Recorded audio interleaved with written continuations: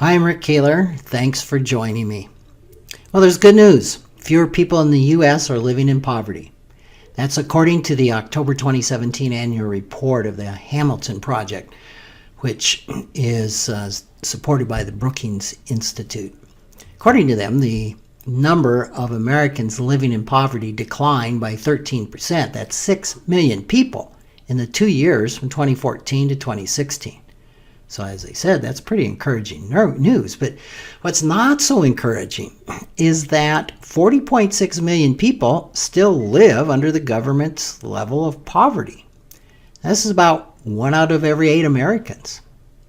The Department of Health and Human Services sets the poverty rate at $32,580 or less for a family of 6, and under $16,000 for 2 people. So who are the people that are officially classified as the poor? Well, according to IPUMS, which is an organization associated with the University of Minnesota, and they integrate worldwide census data. Well, what they found was that 33% of that 40.6 million people are children. So that's about 13 million right there. And they used under the age of 18 to denote a child. 11% are seniors over 65.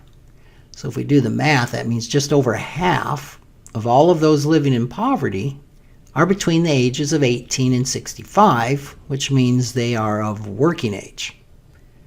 So of those folks on poverty, 21% of them are disabled, 15% are caregivers, 13% are students. I guess that fits the adage of the poor college student. And 10% are early retirees or unclassified. So that leaves about 41% of those available to work full-time.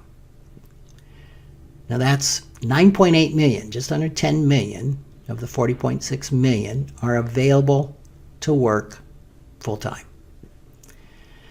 Now those, 65% work part-time, 25% work full-time, and 10% don't work and can't find jobs. All right? So if we do the math on that, 10% of just under 10 million people, let's just round that to 1 million people. 1 million people of the 40.6 million people in poverty are actually unable or able to work, but are unemployed. So I found that interesting that if we add that 1 million who would like to work full-time but are unemployed to the 2 million people that are working part-time and would like to work full-time, we have just over 3 million people who would like to work full-time but can't find work. That's just over 7% of all the people considered to be below the poverty level would like and can to do more work.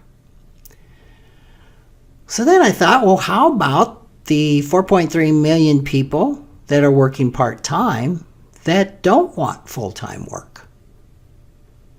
I wonder if a significant portion of them would be able to pull themselves and their families out of poverty if they chose to work. I wondered maybe some of them choose to work part-time because earning more would result in equivalent or greater loss of government benefits. So while I don't have any statistics on this, I have a hunch it's probably all of the above. Kevin Winder, who's a life coach out of Denver, he blogs at thriveinexile.com, has a post from June 2017 titled The Poverty of the Poor. And I found that interesting in that he says that the cause of poverty is not solely education, politics, or the need for jobs. It's not mental illness, addiction, housing problems, or food programs, which he contends are byproducts of poverty. What he says the issue is that poverty is deeper, that poverty is disengagement from that which powers us. Now, it seems to me that Winder's using disengagement to mean what might be described as emotional poverty, the type of emotional disengagement that helps keep people in poverty, which may be no different from that of a person who earns a comfortable income but chooses not to save for retirement, or someone who loses a job but has too much false pride to take a lesser one even temporarily. We know the cure for financial behaviors based in emotional disengagement is not more information. Those choosing to work part-time and live in poverty don't need budget figures on how earning more would increase their standard of living. The behavior goes much deeper, and I would suggest is emotionally entrenched. Certainly, financial therapy might make a difference.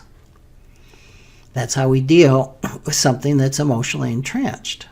But unfortunately, it is still unavailable for too many of those who really need it the most. Thanks for listening.